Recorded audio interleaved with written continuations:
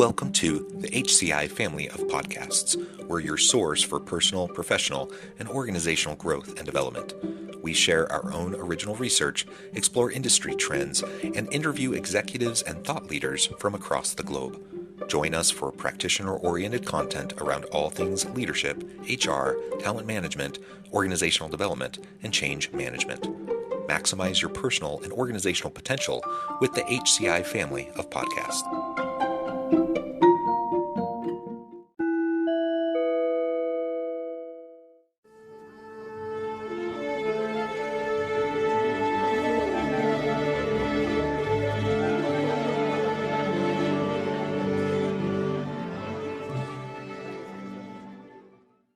Talking about transferability of skills and capabilities in the shifting future of work is something I really love talking about because we all are facing this. We're all having to deal with a rapidly shifting landscape, and the reality is there's just tons of disruption in the world around us, and certainly there's disruption in terms of technological disruptions, and we'll talk about some of those. But we also need to keep in mind that there's, sociocultural, socioeconomic, and geopolitical disruptions as well. It's a volatile time that we're in, and just the nature of society and societal sentiment is shifting along with people's attitudes around work and their values associated with work.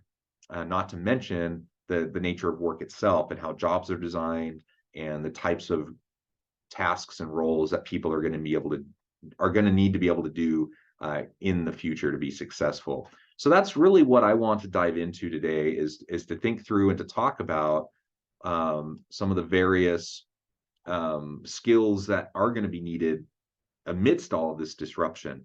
I'll try to go through this agenda generally, but I'm also willing to be more flexible. So if we want to go in a different direction, or if you have questions, please let me know and we can adapt.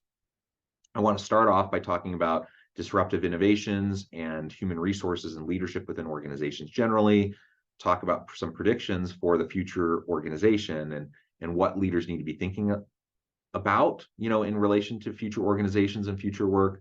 What does all this mean for workers? So what does work look like amidst these changes and the types of skills, competencies, and capabilities that they're going to need to be able to have? And what does this mean for organizational leaders, and how can they be successful moving into the future? I wanted to start by sharing this graphic.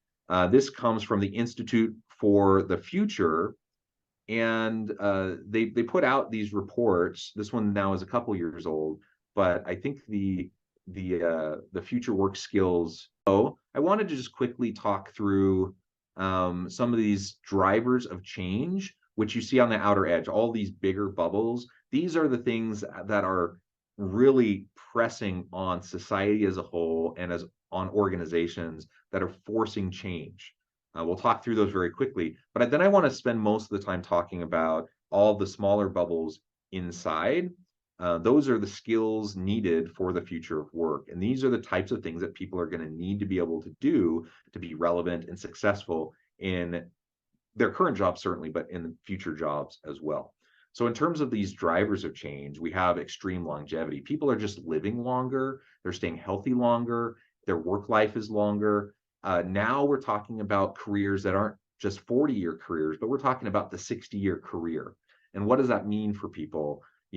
Like you're students and you're going to university and you leave university to go into the workforce. You're probably not looking at 40 years in the workforce. You're probably looking at 60 plus years.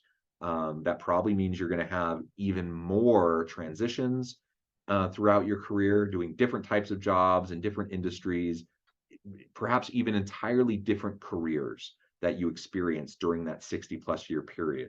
So extreme longevity has huge implications for society as a whole, but also for organizations and how we manage intergenerational teams of people. Even right now, at this moment, we have some lingering people from the greatest generation, that it's often called, baby boomers, Gen X, millennial, Gen Z. We have all of these generations simultaneously working together in the workforce, and that's only going to expand over time. We're going to see more of that. We're going to see more generations of people trying to work successfully together, and there are a lot of challenges associated with that. You all know that we're in an increasingly computational world. There's sensors everywhere. Most of us are carrying around in our pockets a cell phone that has, sensors constantly monitoring what we're doing, what we're saying, what we're searching on the internet, the apps that we use. All of this produces data that then is tracked and utilized by different companies. This has implications for the work that we do. There are superstructured organizations. So multinational organizations, conglomerates, that's not new. But this idea of superstructured organizations is a bit of a new thing in the 21st century that we're still trying to grapple with. We live in an increasingly globally interconnected world, just like we're able to join right now over Zoom to have this conversation and for me to share some thoughts and insights with you and to answer your questions. This is something that we were capable of doing, before the pandemic, but it's not something that most people did do before the pandemic. And so more people have been leveraging the technologies available to break down silos, break down barriers, and to have more globally interconnected business, working with clients, etc. So that has huge implications around distributed workforces, contingent workforce, and all that kind of stuff. New media ecology, this refers to new media literacies that are going to be important because there's constantly new platforms being released, there's new tools being released, and we need to know how to engage with them effectively. Take, for example, an app like TikTok. Just a few years ago, it was predominantly an app that kids use to dance. And it still has that purpose, but it is widely adopted now as a primary media source for a lot of people across generations. And it's not just for dancing. There's silly stuff that happens on TikTok and silly memes and videos, but there's lots of engaging conversations. A lot of people are getting their news from TikTok. There's educational courses. There's so many things that are there that if we're not staying on top of these new things, certainly as businesses, we're not leveraging the capabilities of these new platforms, and we're falling behind and becoming irrelevant. And then the rise of smart machines and systems. So any sort of automation, advanced robotics, AI, of course, ChatGPT, Bard, any of these AI tools, DALL-E. There have been a proliferation of AI tools and automation tools and advanced robotics just in recent years. We've seen kind of exponential growth in terms of the capabilities, and this has huge implications for how work is designed, how labor demand issues, all of those sorts of things. Okay. So we could go into great depth on all of that, but I'm going to just leave it there at kind of a surface level. All of this then is impacting really what we're seeing employers are saying are those skills that are going to be needed in a rapidly changing world. We need increased sense making. We need novel and adaptive thinking. We need higher levels of social intelligence.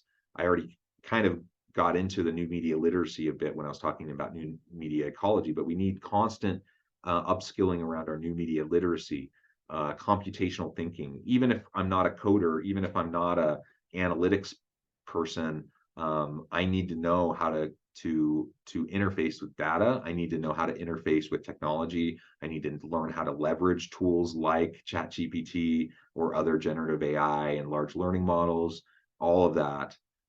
Because we're in superstructured organizations and increasingly interconnected, globalized marketplace, our cognitive load management is essential. We need people with a big bandwidth, people who can juggle a lot of things, people who can manage diverse teams, and all the complexities associated with that. And that is a skill set that can be developed, but it's not one that comes naturally to most people.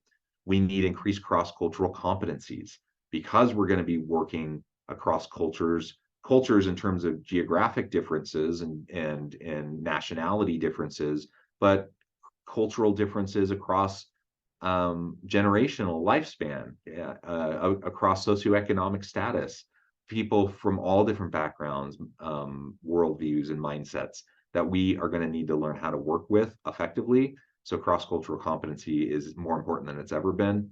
We're going to have to learn how to virtually collaborate even more effectively than what we do now. There's been big strides in this. I think we're better at it today than we were 3 years ago, but there's so much more that we can do around virtual collaboration. And with the rapid advancement of technology, there are going to be things we can do 2 years, 5 years from now that we can't do now, to enhance our virtual collaboration. All of this then comes down to, can we have a systems mindset? Can we have a design mindset? Can we look at the end user experience, whether that's a customer experience, whether that's an employee experience, and make sure that the holistic experience of that individual is a positive one, or they want to continue to engage with our company.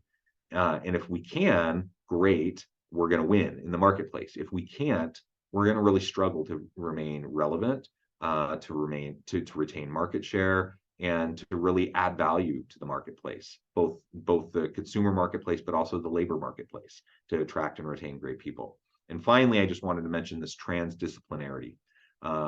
Sometimes we've referred to this as interdisciplinarity, or multidisciplinarity. But the main idea here is the ability for people to break down silos, the ability for people to get out of their own specific technical expertise, and their own experience, and look holistically across the organization to take a systems perspective around all of the levers impacting all the inputs, impacting all the outputs, of what we're trying to accomplish.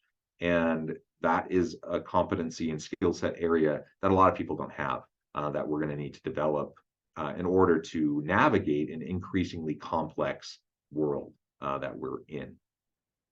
All right, before I move on, any questions about that before we talk more about disruptive innovations that are facing the world of work?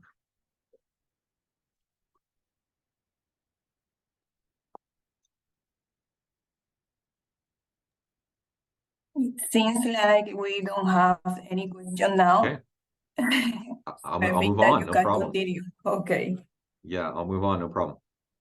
All right, so I did want to talk about a series of disruptions. Now, there are a lot of different types of disruptions. We could highlight a bunch of different technological disruptions, for example. I'm just going to hit on a few. I've already mentioned artificial intelligence. This is a big one. We've all been experiencing this. It's already transforming work in a variety of ways. Certainly from an HR perspective, we're able to automate routine tasks. We can do things more efficiently, but there are ethical concerns around how we utilize AI as well. And it can be used across any business functional area: marketing, operations, accounting, finance. Like every single functional area has ways that it can leverage artificial intelligence to become more effective and efficient, and to automate routine tasks. Artificial intelligence still isn't great, at the more human elements. It in terms of judgment, in terms of the creative components, and that's where humans can really utilize AI to augment their capabilities, to expand how they process information, so that I can be more productive in the things that are more human, in terms of the skill sets that I have, some of those that I just mentioned on the last slide, around those skills needed for the future of work. So let's learn how to leverage AI, and be open to experimentation. I think is really important. There's so many AI tools out there that we can't possibly stay on top of them. And it seems like I try to stay on top of a lot of them, because this is an area that I do a lot of work in. But there's like sometimes a week will go by and there'll be a dozen new tools that have emerged that people can use. And it's just not reasonable for us to be able to stay on top of every last tool that comes out. But try to monitor the landscape, be relatively aware of the tools that are available, and experiment, and carve out some time where you can just play around with these new tools to see what might make sense for you to utilize in your job. Another area that I think is a huge shift is around the gig economy.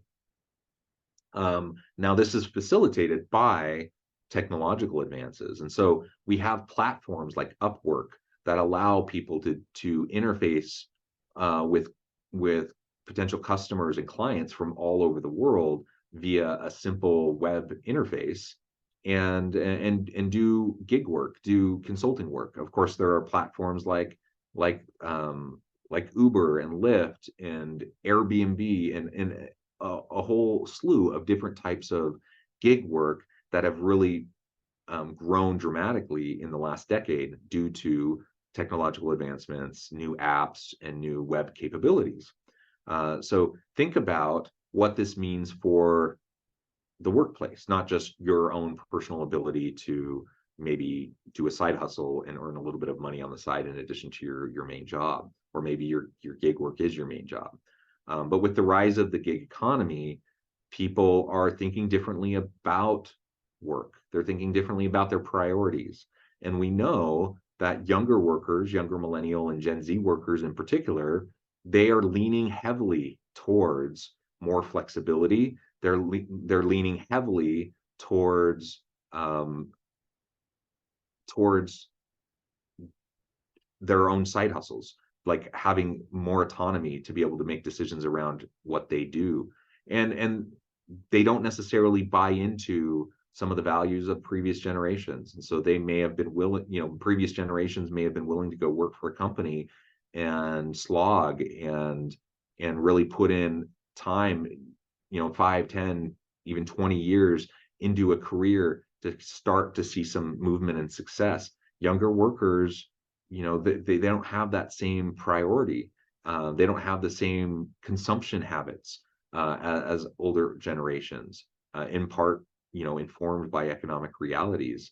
And because of all of that, gig economy is growing remarkably. The gig economy is not new. It's been around since the foundations of any economic system.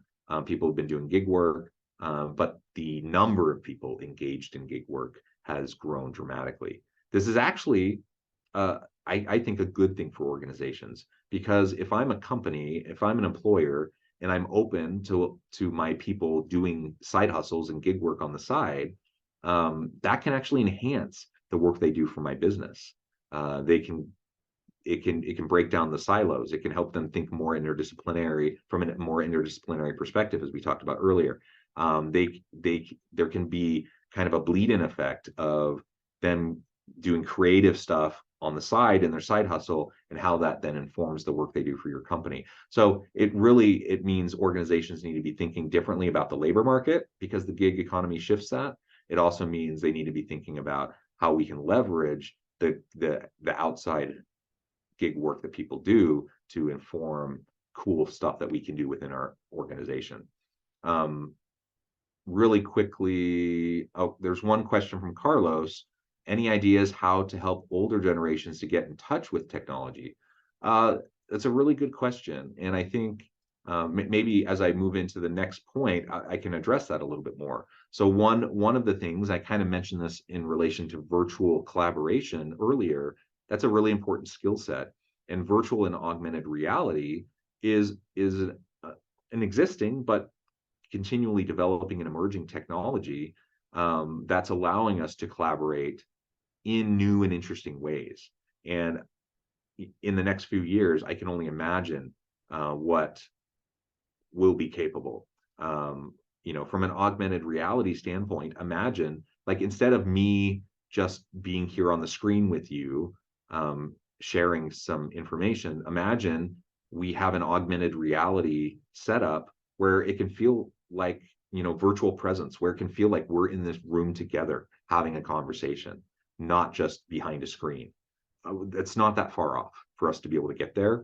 And so this is just another example of technologies that could dramatically shift a lot of things. Think about the amount of travel that people undergo. That's already changed just with virtual collaboration over the last 3 years.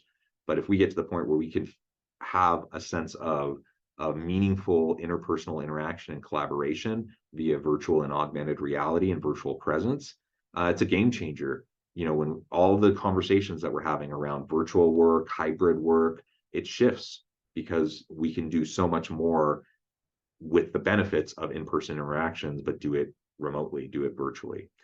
So the question, again, how do we help those who may be resistant to technological changes?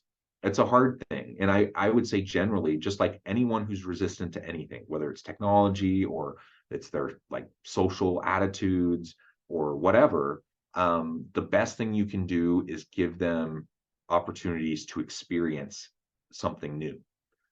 So if it's virtual and augmented reality, have sessions where you can share equipment and give them an opportunity to experience it. If we're talking about experience with things like ChatGPT or other AI, and people, some perhaps older people are less willing to engage with it, hold some training sessions, like have some team meetings where you just spend some time doing like AI related, ChatGPT related scavenger hunts to try to see, just to prime the pump, just so people can have a little bit of a taste of what it's like to experience it.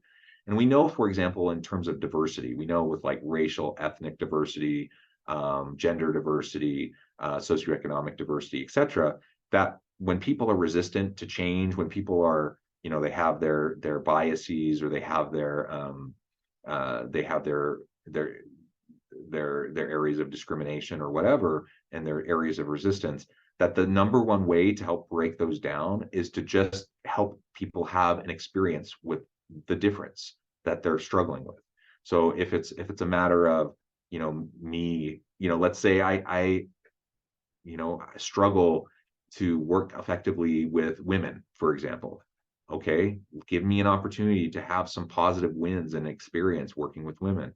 If I struggle, and I have attitudes around LGBTQIA plus individuals, and I have prejudices against them, give me an opportunity to work with them. And that's going to do more faster to break down my resistance, to break down barriers, and to help reshape my thinking and my values than just sending me an article to read or having me attend a training or whatever. I think the same thing applies when we're talking about technology and embracing technology. Another one I wanted to just mention briefly is blockchain. This has potential implications for a lot of industries, for a lot of types of jobs and work. Again, just another example of the types of technologies that could potentially reshape the careers and jobs and the way we do the work that we do. All right, so what does this all mean for the future organizations?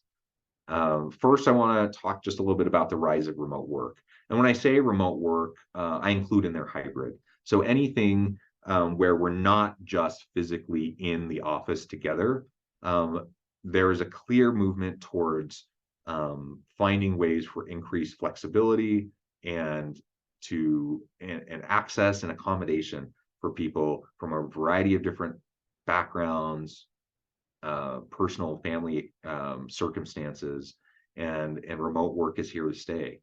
There are lots of employers that, as we kind of moved out of the worst of the pandemic, that they started to put in place back to office policies saying everyone needs to come back to work. There's certainly been plenty of that. And I think that is fueled out of, a level of fear, frankly, perhaps even some distrust of employees.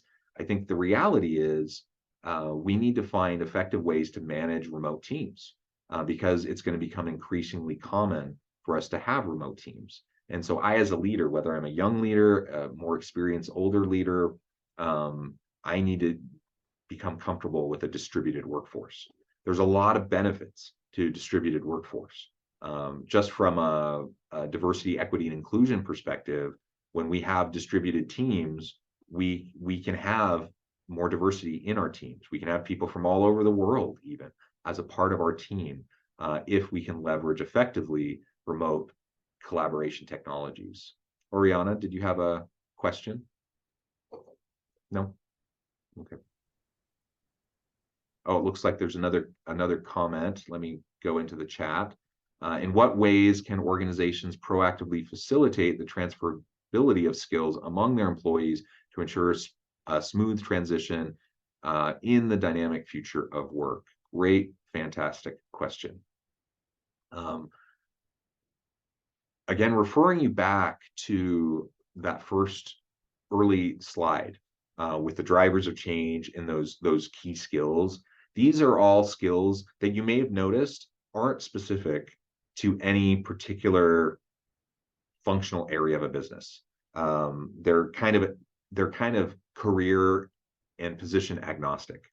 They all are just incredibly important in pretty much any job. So when we think about transferability, I think about sometimes what we call the soft skills that people need to have, or the human skills that people need to have. Remember that most things that can be automated, the routine, repetitive tasks, most things that can be automated will be automated by AI, by robotics, or whatever. And so transferable skills are those human skills, those soft skills, those durable skills that are going to stick with us and that will allow us to be successful in any job. How do we go about transferring those skills? One, we have to develop them in the first place. And I think there's a lot of people that don't have those skills, frankly. Sorry, another comment, power service on campus will be suspended at 2. So that means we need to finish up in 15 minutes. Is that what I'm understanding from that comment? Yes, it's something like that. But we Okay. have to, you can continue, and then we will have more questions. Don't worry. Okay, yeah, no problem. I'll wrap up my presentation and just open it up for questions here in just a minute. So think about how to develop the skills in the first place. As organizational leaders, think about how you support your people in developing the skills. And then we need to do better in organizations about creating diverse career pathways within our organizations. The labor market is tight in many professional areas, in many industries, and in many types of careers. Many skill sets we have skills gaps, and so it's not easy to find good people. Organizations cannot afford to just let good people go and then hope that they can find good people with the new skill sets. We need to reskill and upskill our people, and we need to help people understand that even if maybe their career's been in marketing up to this point, but there's an opening in HR and they want an opportunity for advancement, we need to find ways to facilitate that kind of a move so that they can take their skills that have helped them be successful in marketing and transfer over into a new environment where they're going to have to learn new technical skills in HR, but that they can apply so much of what they already know. And those are the transferable skills. Many workers don't feel like they can make that move. Many organizations don't really facilitate or allow for those moves to be made. So organizations and leaders, I think, can do a lot to help facilitate and help people think about the range of options and opportunities. Just really quickly, I'll run through a couple of these changes. The rise of remote work, as I mentioned, greater use of predictive analytics. We're a data-driven world now, and business is increasingly data-driven. Continued emphasis on skills development and an increased focus on diversity, equity, inclusion, and belonging. So what does all of this mean for workers? We need to embrace lifelong learning. And I think this in part comes back to that last question. Embrace lifelong learning. Help people recognize and understand that it's not just going to university and getting a degree and then going into your career, but you will literally be learning constantly on the job every day, not to mention occasionally reskilling and upskilling and perhaps even pivoting to new career opportunities. Develop those transferable skills that will help you be successful, and then be willing to engage in professional development and lifelong learning that will allow you to develop the technical knowledge and skills to be successful. There's an increased movement towards prioritizing work-life integration, work-life balance, and younger generations are just valuing that more and prioritizing that more. We need to embrace new technologies. For organizational leaders, this means fostering a culture of learning, working on flexibility and creating flexible jobs, whether that is flexibility in a face-to-face physical workspace or flexibility via remote options or hybrid options, flexibility around schedules. People want more flexibility. And if we can't offer it, they're going to go somewhere else. And overall, an increased focus on employee experience. We need to make sure that from the time people are applying for jobs, to interviewing, to being onboarded, to being, their ongoing training and development and performance management and all the different things they do in their experience with the organization, we need to focus on making sure that those are good experiences. That's where design thinking comes in. If we're going to design really great employee experience, we have to think about the end user, we have to think about the employee, and we have to help them have that positive experience. I think the organizations of the future that are relevant, that are successful, are the ones that will do this well. They'll have an increased focus on employee experience. They'll help focus people around constant continual learning and provide more flexible pathways, both in the day-to-day work, but also in the career trajectory of the workers in their organization. All right, with that, I'm going to end my formal presentation and just leave whatever time we have remaining for questions. And my email is here at the bottom, so if you want to contact me directly, feel free. I'll stop sharing my screen now and just, any questions? Let's see. In the chat, we have a question. How can we foster a culture of lifelong learning, adaptability among workers to help them navigate the changing demands of the labor market? It starts with leading by example, honestly. If I want to foster a culture of learning for my team, I have to carve out space for them to learn and to grow and to have those professional development and career development opportunities. They need to look to me and see my example. They need to see that I am actively engaged in continually learning. They need to see that I prioritize it and that I reward it. So I need to highlight it, in team meetings. I need to, share what I've been learning recently, some of the new aha moments I'm having, and encourage them to share. I think those are some of the best, easy, cheap, even free ways that we can foster a culture of learning within our teams, that people just start to realize that, yes, it's not just a slogan, it's not just a phrase that we say lifelong learning is important. I don't know anyone who would say lifelong learning is not important. Everyone thinks it's important, but very few organizations and very few leaders really prioritize it and make it an emphasis, and hold people accountable for continuing to learn and grow and develop. So I need to support my team, provide an example of lifelong learning for them, support them in doing it themselves, create opportunities for them to share, and then hold them accountable for it. Great question. We could go into more depth on that one too, but I'll stop there for now. Other thoughts or questions? I think we have time for one more question. We have a problem in the campus. The power service will be suspended at 2 o'clock. I'm so sorry about this. So No we have to hurry up with this. We had an accident. I don't know if my students have another question. Yes.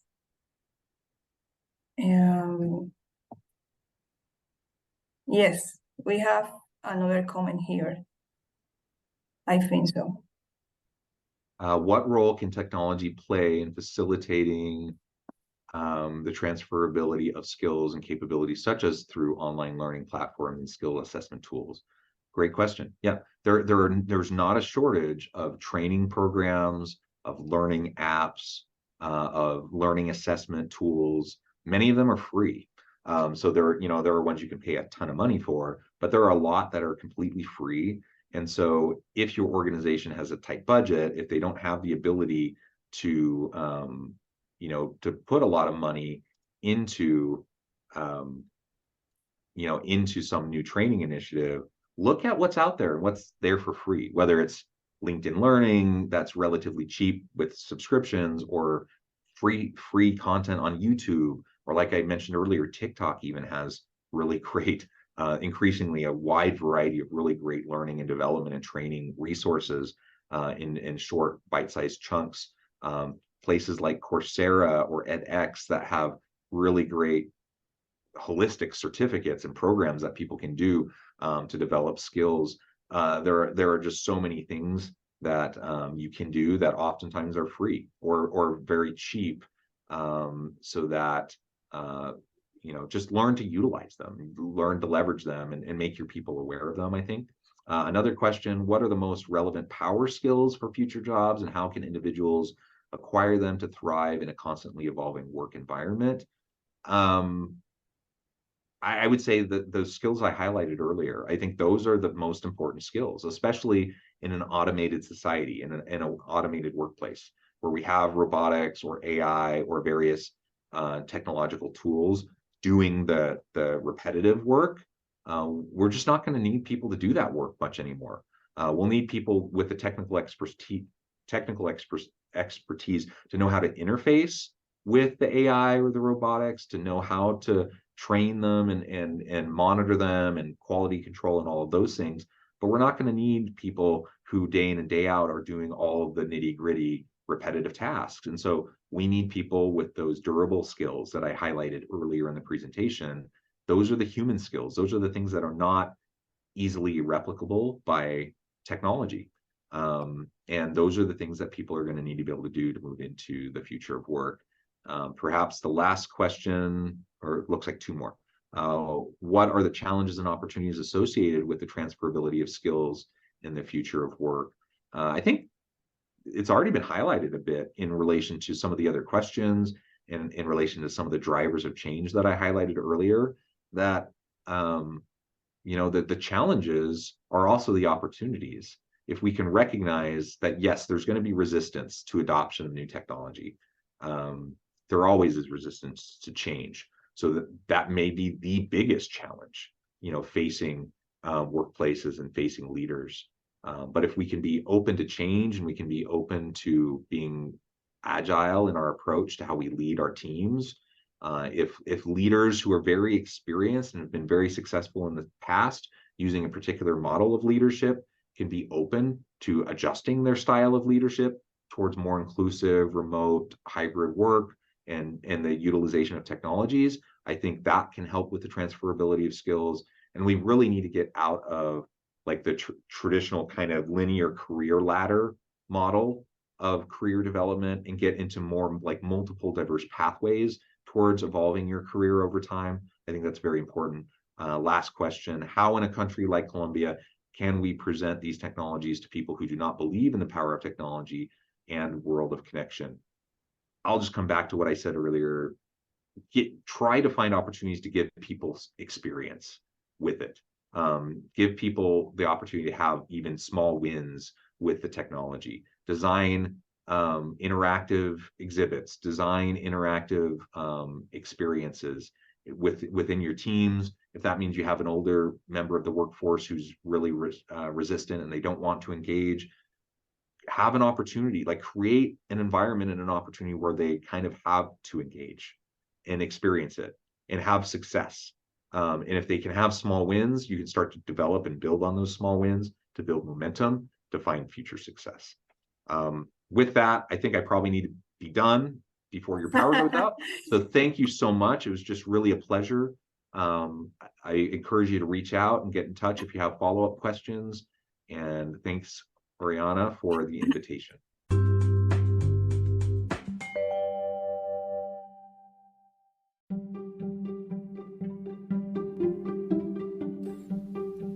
Thanks for joining us for this episode of the podcast.